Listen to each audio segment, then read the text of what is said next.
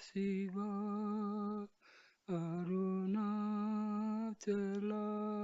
Shiva, Arunachala Shiva, Arunachala. Om Bhurabhuvah Swaha Tatsaviturvarenyam Bhargo Devasya Dhimahi Dhiyo Yo Nah Prachodayat. Om Shanti Shanti Shanti. Namaste, dear friends. Now I am giving this second video on Arunachala Akshara-mana-malai, starting with verse number 26. It says, O Arunachala, O hill of grace, praised by Gautama, save me by directing thy gracious glance towards me. According to the Puranas, Parvati once playfully closed the three eyes of her Lord Shiva with her hands. Although this was only for a moment, it was a long period measured by our time. For this period, darkness enveloped the world and all life became extinct. In order to atone for her act, Parvati had to be born in this world, and having been born, she did tapas and offered worship to the Lord at Kanchipuram. Here she heard the voice of God directing her to proceed to Tiruvannamalai and learn from Sage Gautama, who had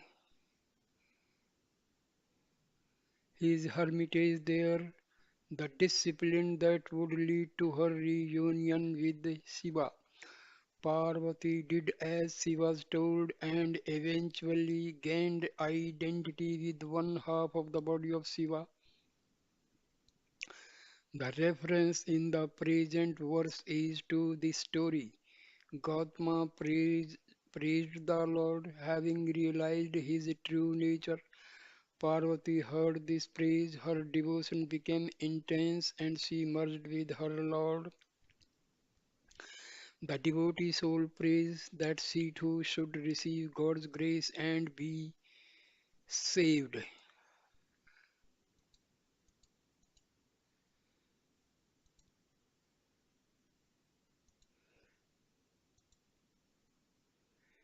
Tiruchoji, the place where Bhagwan Ramana was born, is also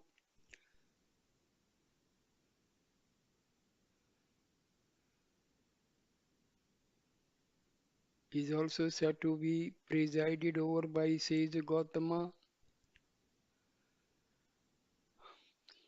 Verse number 27. O Arunachala, the bright sun that dost swallow up all the universe by thy rays, do open the lotus of my heart. The word Arunachala itself means the hill of light, the dawn mountain. Arunachala is the light of lights, the son of suns. He is the self-luminous intelligence that is the ground of all existence. All shine after him, pervaded by his rays of light. The world becomes meaningful and achieves its fulfillment. The devotee soul appealed to the Son of Suns to shine in her heart lotus so that it may open and gain its purpose. The state of bondage is compared to the state of the lotus bud.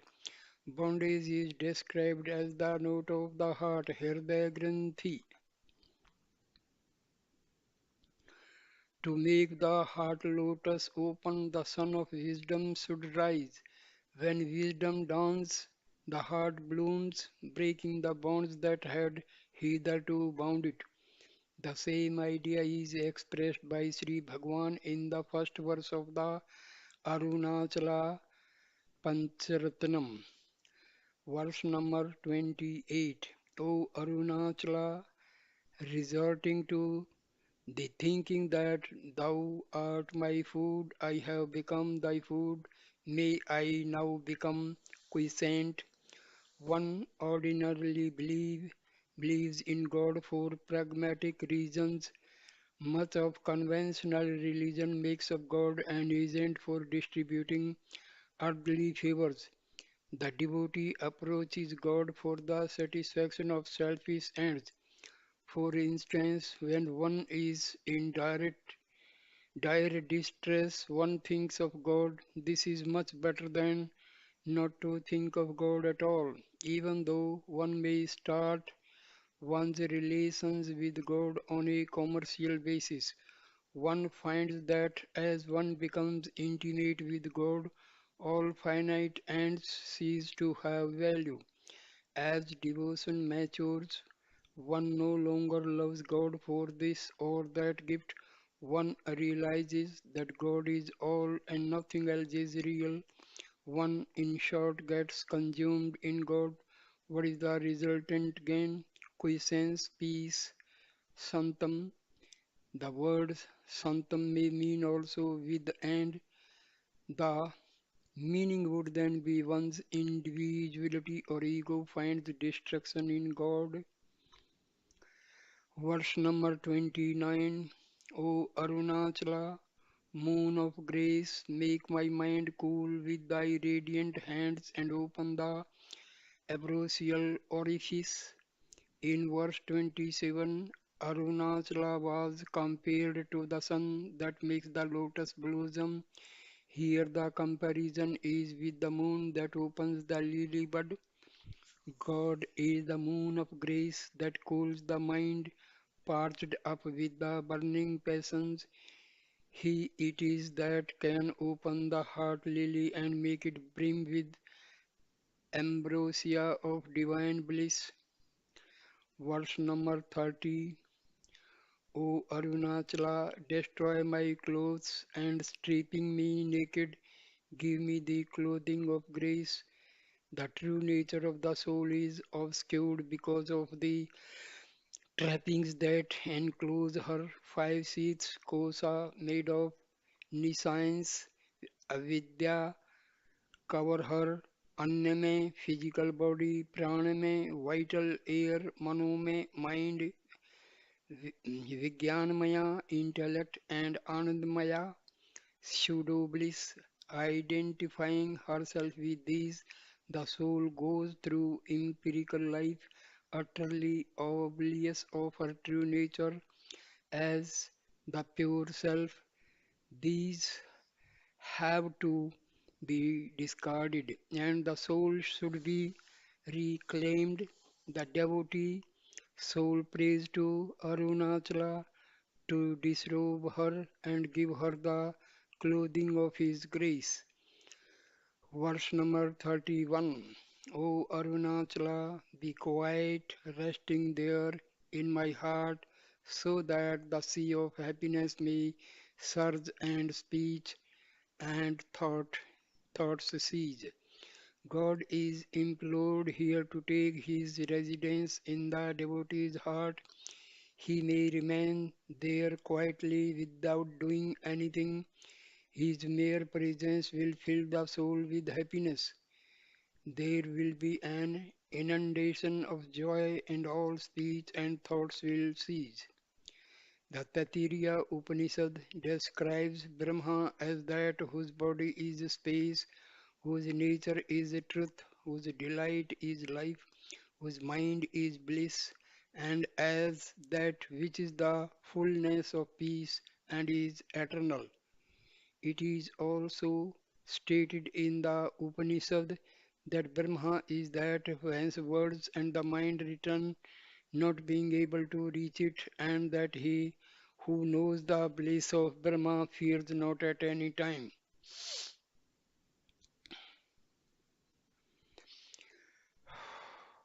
Verse number 32. O Arunachala, without deceiving me and testing me anymore, show me the luminous form. God is the will, wielder of Maya, the power of illusion. It is as governed by this power that the soul moves in the tract of transmigration. The Bhagavad Gita says, God resides in the heart of every being and by his Maya wields them all as though set on a machine. In him alone seek refuge with all thy heart. By his grace will you attain the eternal state of supreme peace. This is chapter 18, verse 61 to 62. Thus, the soul that is deluded by Maya can be saved only by His grace. The devotee soul that pants for divine grace appeals to the Lord to reveal His luminous form, the form that He showed to Brahma and Vishnu, which even they were unable to measure or fathom. If even the celestials failed, how can the poor terres- terrestrial terrestrial soul succeed in passing the test? So let not the Lord try her and find her wanting. His duty is simple and clear. He must save the devotee soul by appearing before her as the self-luminous light.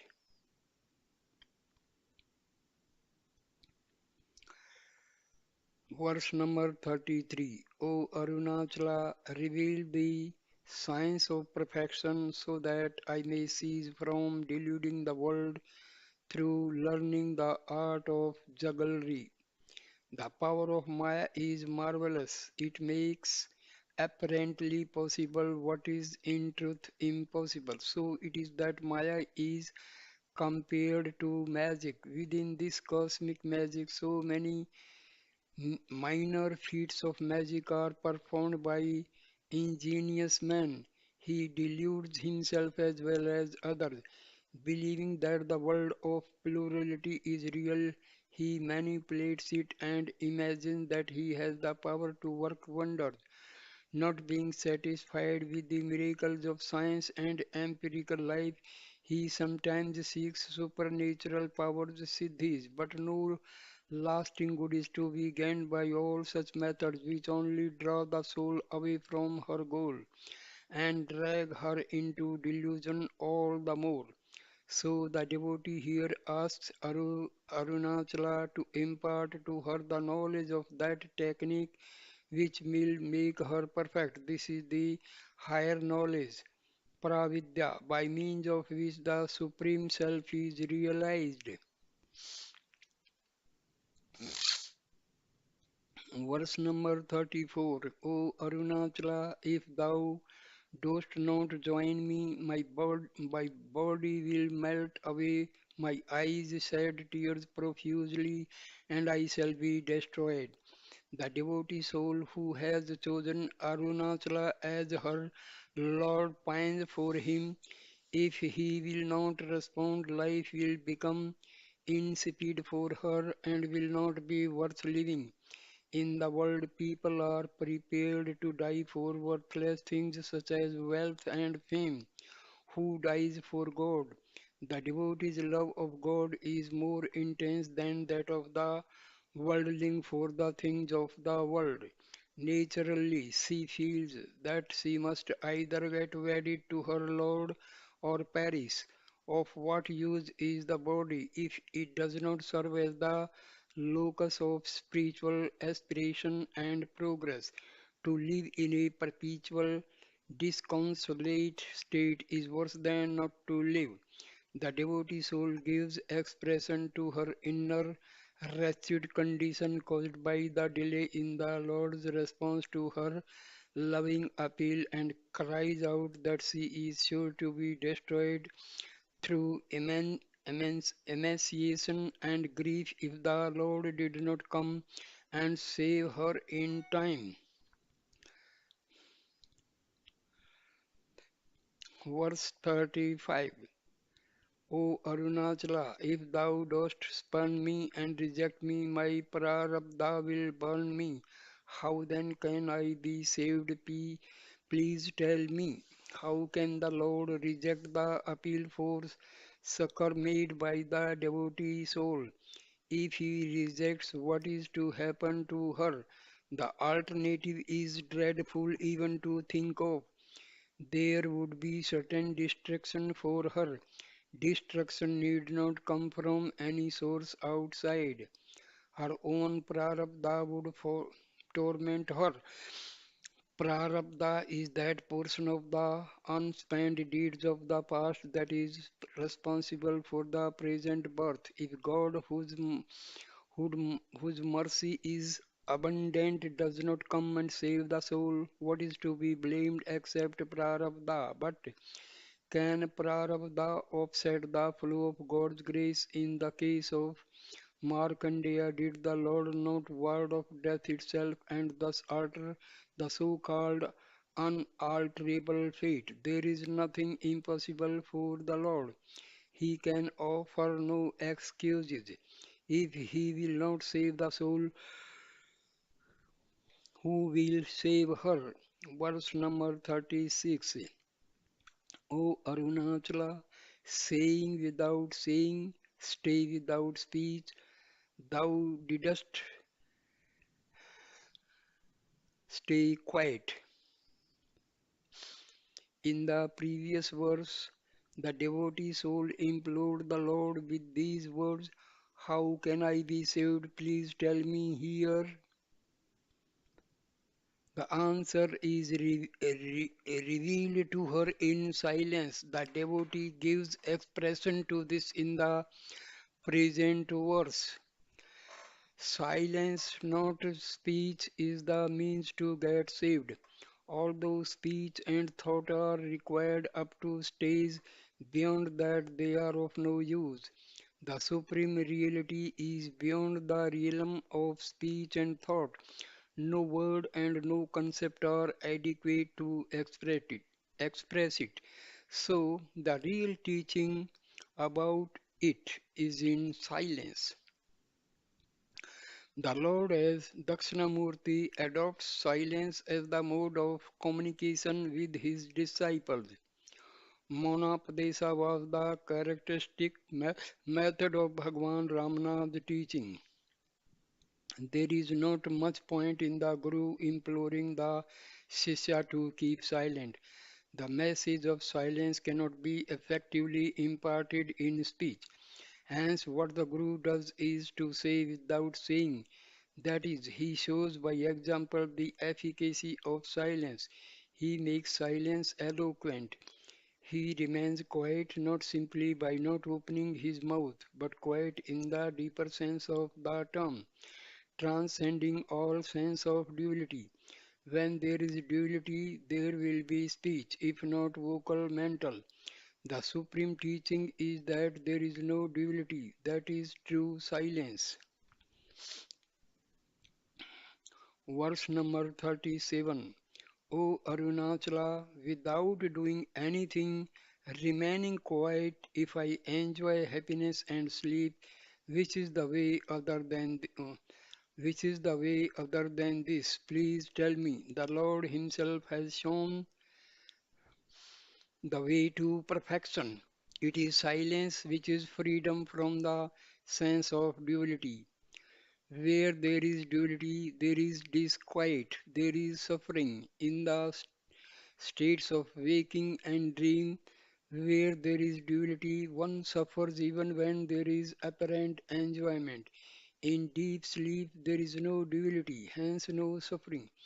The experience of unmixed happiness in sleep is evidenced by the fact that the one who gets up from sleep says, I slept happily. I did not know anything. This does not mean, however, that the ideal state for one is to go to sleep. Sloth and slumber are not the characteristics of the native state of the self. Sleep is not sakshatkara.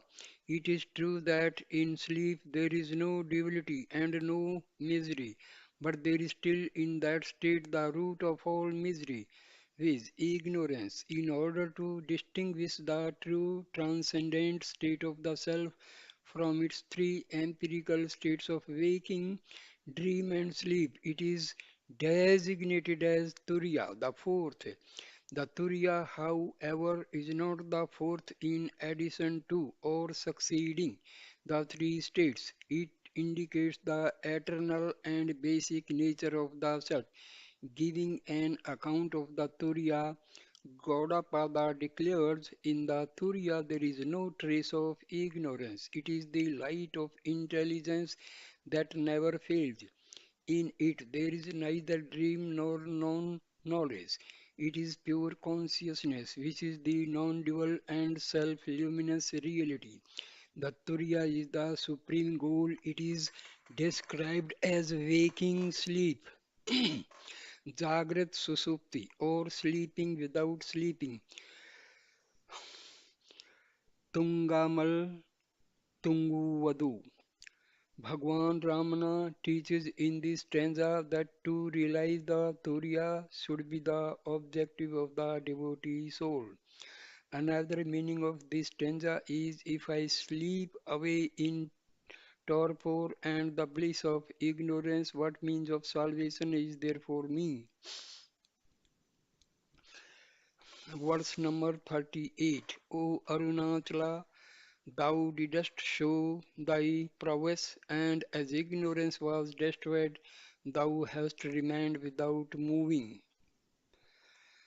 The prowess of Arunachala lies in his nature as the self-effulgent son of knowledge. In his presence there cannot be the darkness of ignorance.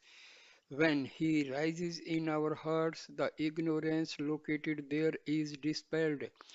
Just as there is no real rising or setting of the sun and only we turn towards or away from it, there is no moment for the Supreme Spirit. We imagine that he is away from us or comes into us. But when we realize that he is Arunachala, the hill of light that never moves, we get rid of the blinding darkness of delusion. Verse number 39. O Arunachala, by what strength can I, who am worse than a dog, approach thee and attain thee? The devotee soul realizes her smallness and helplessness in the glorious presence of Arunachala, her Lord. She deprecates herself by saying that she is worse than a dog. What right has a dog to demand entrance into a holy place? How can the soul by her own effort reach the feet of the Lord? Even to be able to worship his feet, his grace is necessary. All that the soul can and should do is to resign herself to the Lord's care. The Lord cannot escape saying to the soul, you are unfit, get away. It is his duty to make the soul fit and accept her. An alternative meaning of the stanza is this: O Arunachala, am I worse than a dog? I shall, through persistent effort, seek thee and attain thee. Just as a dog, separated from its master, will put forth an untiring endeavor with the help of scent and track him down, so also the devotee soul will not rest till she joins her Lord. The who am I enquiry will be the means whereby she will arrive at the goal. Verse number 40. O Arunachala, in order that the weariness born of love for thee without knowledge may go, please grant me knowledge. I will repeat it.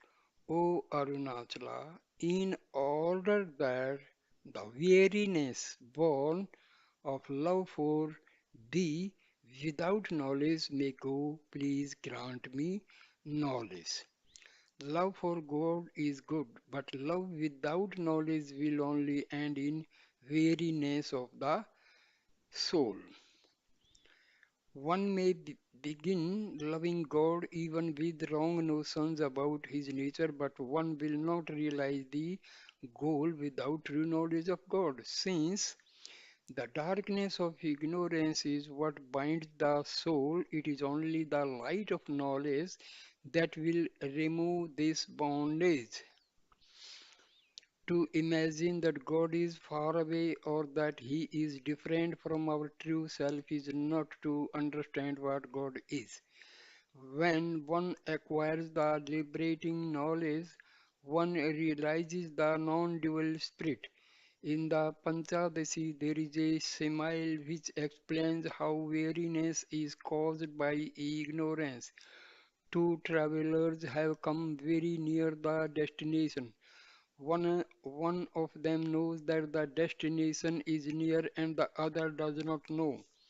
The former is happy while the latter is depressed. Ignorance thus causes weariness. Arunachala is our very self. It is the realization of this truth that will free us from sorrow. The devotee soul implores the Lord in this stanza to grant her divine knowledge. Sri Krishna gave Arjuna the divine eye in order that he may behold the all form which is the true form of the Lord.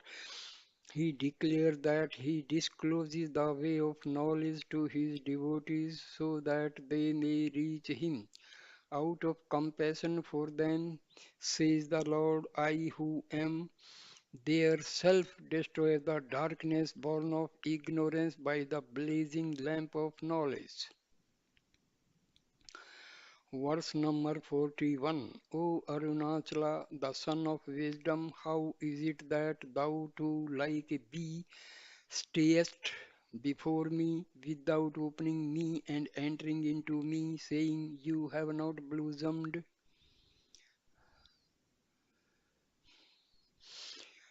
At sunrise, the lotus blossoms, the bee enters it to drink the honey. The bee will hover about without entering if the lotus remains unopened. Arunachala is not helpless like a bee. He is the son of wisdom, possessing the power to make the heart lotus of the devotee blossom forth. The devotee soul tells the Lord that she will not accept his excuse that her heart was not opened. To make the heart mature is not beyond his power. How could he behave like a bee while he is the sun? Verse number 42. O Arunachala, thou sayest thus without knowing the truth or without hearing the text that thou art. You have attained that. This is the truth. The devotee soul praises here the grace of the Lord which has enabled her to realize the truth without any formal instruction.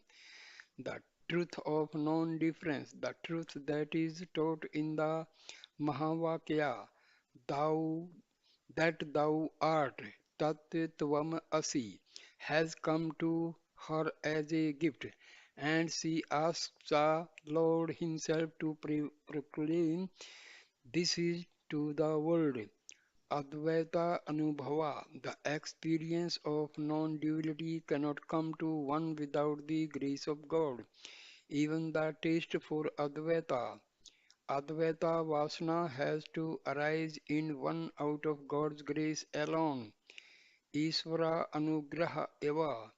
The devotee soul rejoices at the fact that she has been granted the vision of truth by God out of His abundant love. Verse number 43. O Arunachala, show thou thyself this truth that thou art the self of love. The Lord reveals His true nature as the Self of all. The self is the basic reality, and that is God. Limited identifications of God with this or that form do not constitute the final truth. They are intended only for those who cannot grasp the all form of the Lord. In the 10th chapter of the Bhagavad Gita, where Sri Krishna enumerates for the benefit of Arjuna the various manifestations of his splendor, Vibhuti, in the best of each species of being, he makes it clear that in truth he is the self seated in the heart of all beings.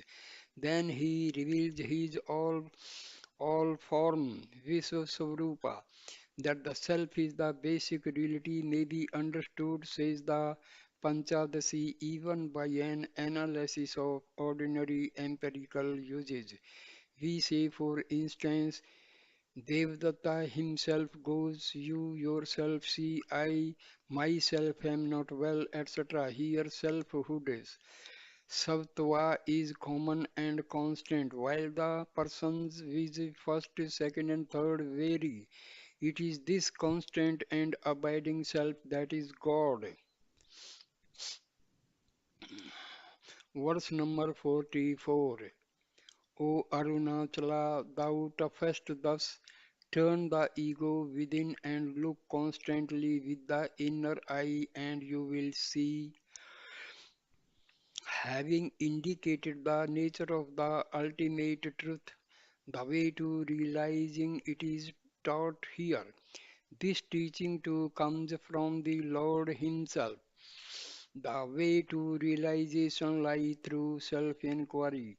One has to turn away from the external objects towards which the ego ordinarily flows through the sense channels and direct the attention within.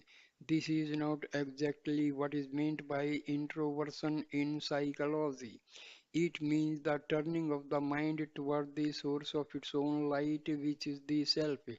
This is true inwardness. When the attitude or inwardness becomes constant, the truth is revealed. The truth is that the Son, that is God, is the sole reality, the self-luminous pure awareness. Verse number 45. O Arunachala, seeking thee in the limitless heart, I have regained thee. Hail thy grace. The Lord has now taught that he is the self residing in the heart of all beings, and that self inquiry is the way to reach him. The devotee soul here declares that she has sought him and found him following the direction given. The search is inward search. The heart, which is the location of the Lord, is not the physical heart but the spiritual heart, the limitless heart ether, Dharaksa, Dharaksa. It is here that he is realized. He is ever there, but the soul is unaware of his presence because of ignorance. When, as a result of the inward search, the ignorance is destroyed, she discovers him as her own inmost self. This is regaining what was never really lost, discovering the eternal truth. If the expression pyramid limitless is read as Dhiramil without craze or strength, the meaning of the verse would be I have searched for thee within the heart without the requisite strength, and so I have come back to thee. Being defeated in my attempt, please be gracious to me. Verse number 46.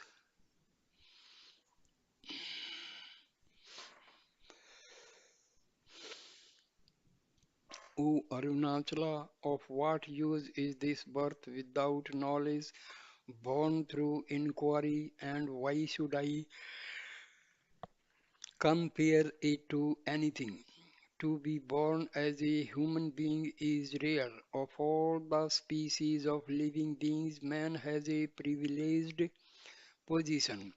Among living beings, says Shankara in the Vivek Chudamani, human birth is difficult to obtain.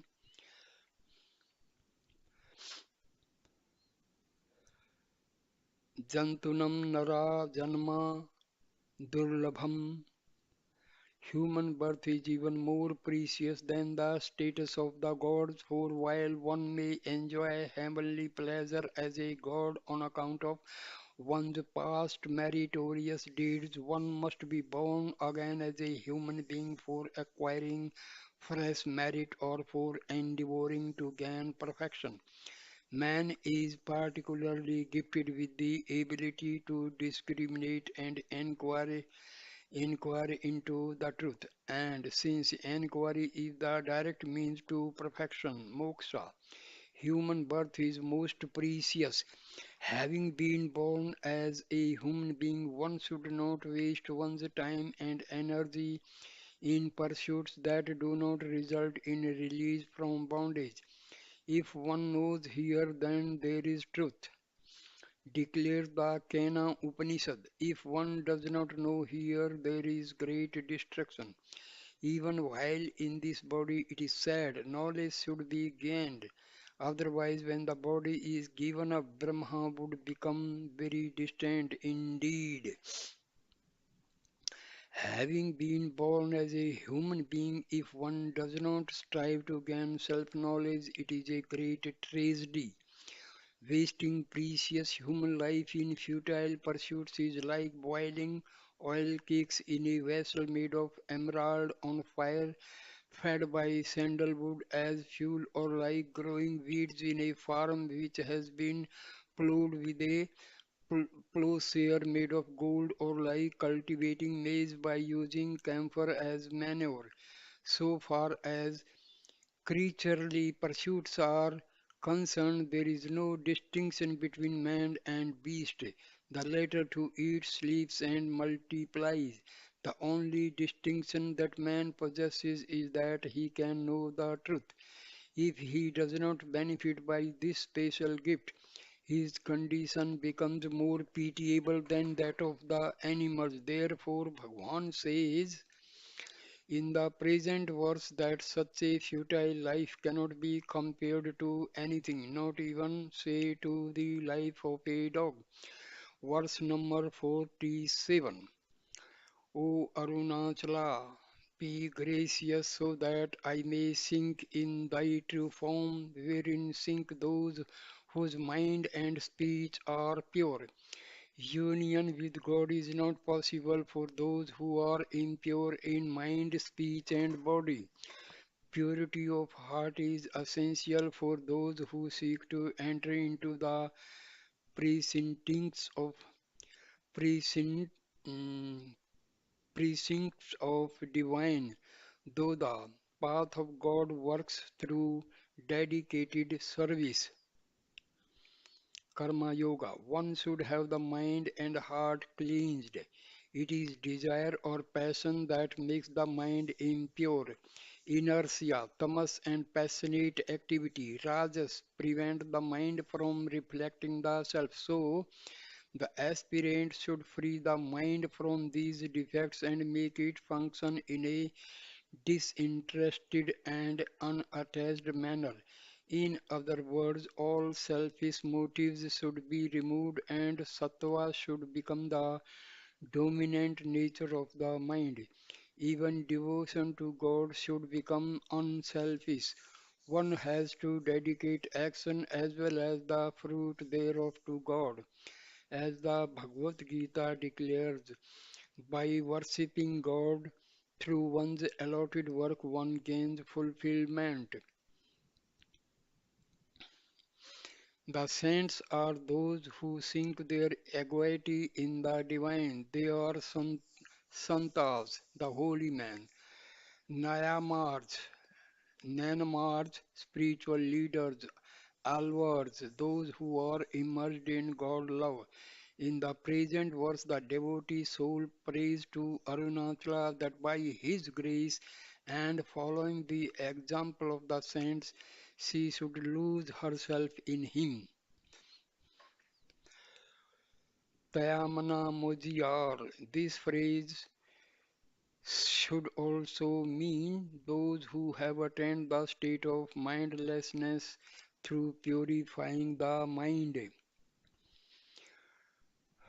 Verse number 48. O Arunachala, I sought refuge in thee as my God, and thou didst, did, uh, didst destroy me utterly. The devotee should approach The devotee soul approaches God with the assumption that God is the other. But as the devotion matures, the distance between the soul and the God gets progressively reduced, and when there is complete self-surrender on the part of the soul discovers the eternal state of non-difference. Thus, Advaita experience is the goal of even bhakti. Devotion will not find its fulfillment until the ego is destroyed without residue. It is the self-loss in God that constitutes the truest self-gain. When the devotee soul gives herself up to God, what she receives in return is annihilation of the ego. Arunachala is Hara, the destroyer of all that is limited and divisive. Verse number 49. O Arunachala, thou art the treasure of grace that has come to me without seeking to remove my inner poverty consisting of delusion of the mind. Here is a reference to Bhagwan's own experience of the grace of Arunachala without any special effort on his part. The very mention of the name Arunachala quite early in life by a relative of his had fascinated him profoundly. After arriving at Tiruvannamalai as a lad of 17, he never felt any inclination to leave the place. Arunachala was all for him. Arunachala and he were not different. In the present verse, Bhagwan makes the devotee soul think of the infinite grace of the Lord that had drawn her irresistibly to him. The Lord is the true wealth. This wealth alone can remove the inner poverty of the soul. Material wealth can only add to our troubles, it cannot give us peace. Hence, Sankara asks us to consider wealth to be evil. Artham, anartham, bhavya, nityam. The only value and the highest value for the devotee is the grace of God. Having attained it, she longs for nothing else. The second line of the verse may also mean cure the fretful wandering of my mind. Verse number 50. O Arunachala, with courage I sought to know thy reality, but alas, I got destroyed in the process. Do bestow thy grace on me. Without God's grace, it is not possible to know Him truly. No amount of effort on the part of the devotee soul will be able to discover God's nature. It is God that should reveal Himself. If one ventures on a voyage of the uncharted sea without guidance, one is sure to suffer shipwreck. So the devotee realizes her initial mistake and appeals to God for help. The sad dog profoundly walked into the sea, boasting that he could measure its depth. But what happened was that he lost his identity and became one with the sea. The ego cannot size up God. Any such effort will end only in the dissolution of the ego. Until this happens, God cannot be grasped.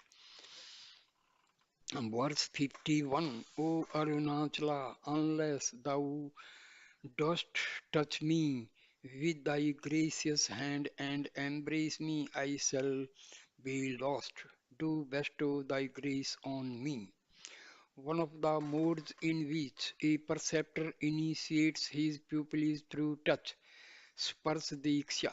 The devotee soul invites the Lord here to apply to her this particular mode of initiation. The touch of the Lord's hand is the touch of His grace. This is the beginning of a process whose end is the experience of non-difference. In the language of bridal mysticism, this experience is described as embrace. The devotee's craving for God is so intense that she is sure that would perish if God does not respond. She pleads with him not to neglect or ignore her. To whom could she turn if he would not come to her rescue?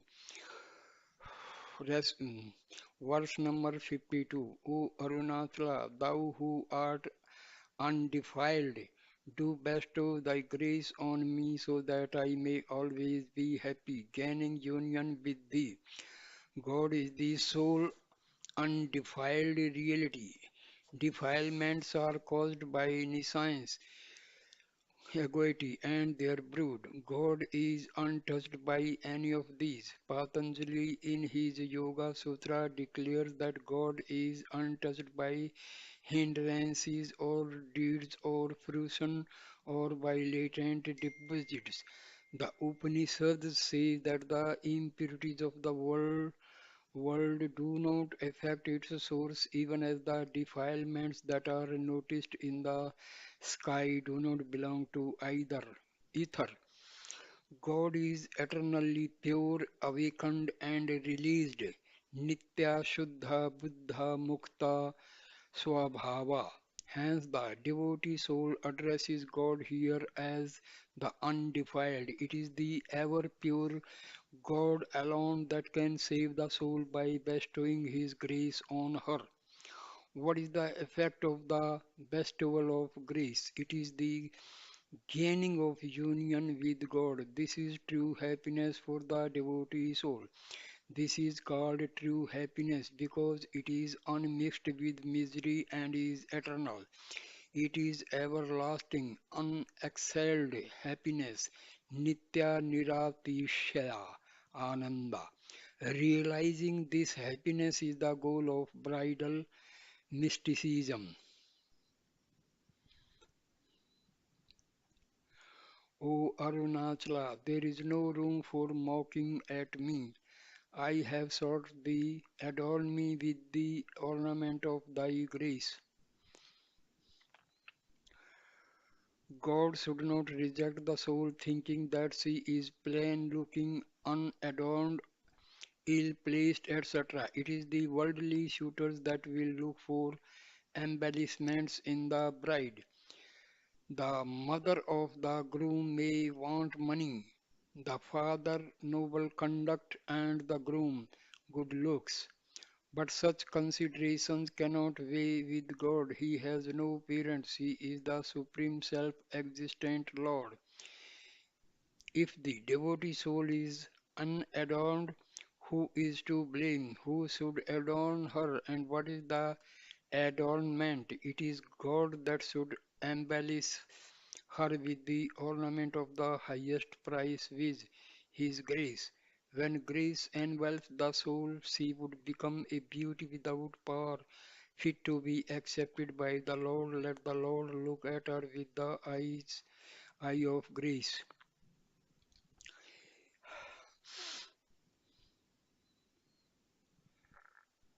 Let the Lord look at her with the eye of grace. He would then detect in her no blemish. All that God has to do is to become the soul's beloved. Once the soul becomes the object of God's love, all her defects will vanish. Verse number 54. O Arunachala, when of my own accord I sought thee in order to become one with thee, thou didst stand like a pillar without shame. In the language of bridal mysticism, this is love quarrel. The soul quarrels with her Lord for not responding to her appeals. Relinquishing her natural sense of modesty, she approaches her Lord asking to be accepted. But she finds no response. The Lord stands unmoving like a pillar.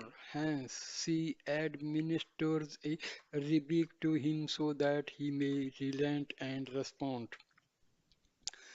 The inner meaning of this verse is this: the Lord Arunachala is not other than the seeking soul. There is no difference between the seeker and the sought.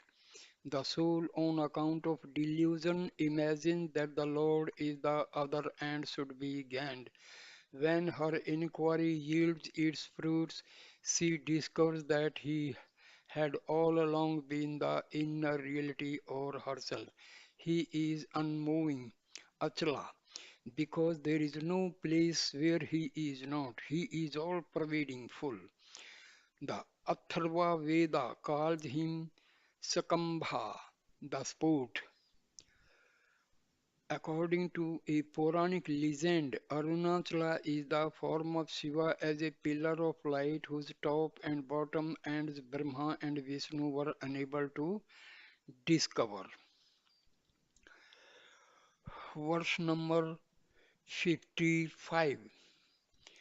O Arunachala, ere thy fire burn me to ashes, do send a downpour of thy grace. Here may be seen the relation between the devotion, bhakti, and knowledge, jnana. The ultimate reality, Brahma or Arunachala, is of the nature of knowledge. It is knowledge of Brahma that burns away all karma with its cause, which is nescience. The sacred ash is a symbol of the result of the burning away of all dross. The equity, which is a product of nescience, is completely destroyed when the sun of wisdom rises. It gets reduced to ashes in the form of fire of knowledge. The ego must, however, be rendered fit to receive the burning. It should get drenched in the rain of grace. Devotion accomplishes this preparatory task. The path of knowledge becomes easy to tread for the devotee who has received the grace of God. Verse number 56. O Arunachala, embrace me closely so that thou I thought distinction will cease, and grant me the states of eternal joy. The culmination of bridal mysticism is the realization of non-duality. The true devotee does not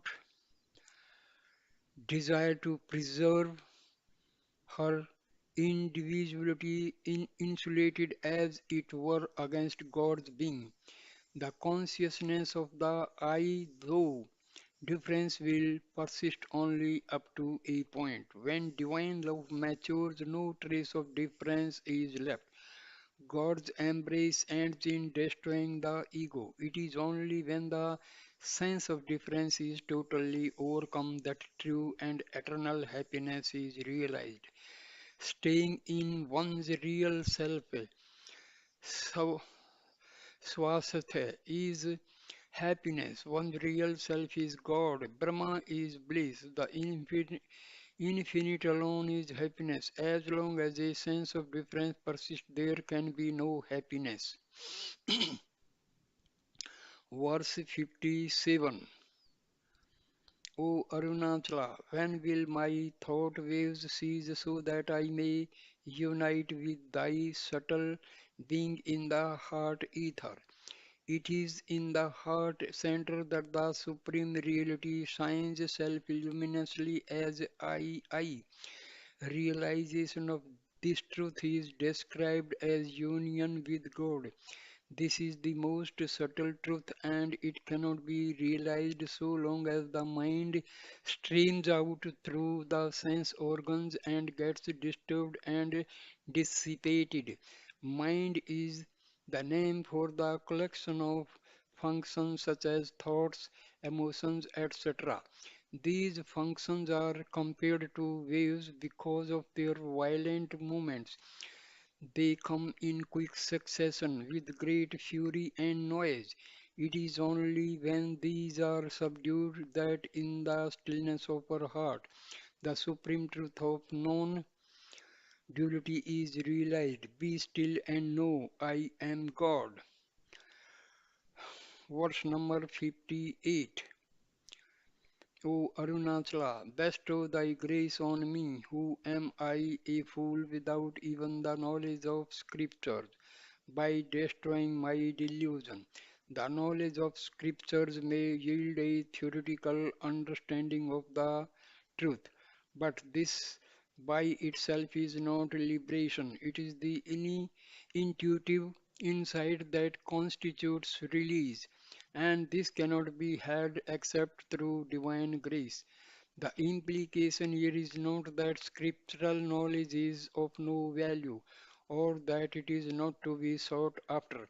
The meaning is that mere verbal knowledge of scripture is not enough.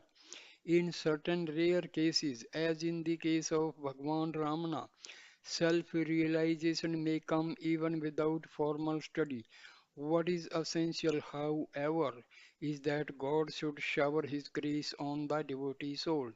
It is for this grace that she prays in the present verse.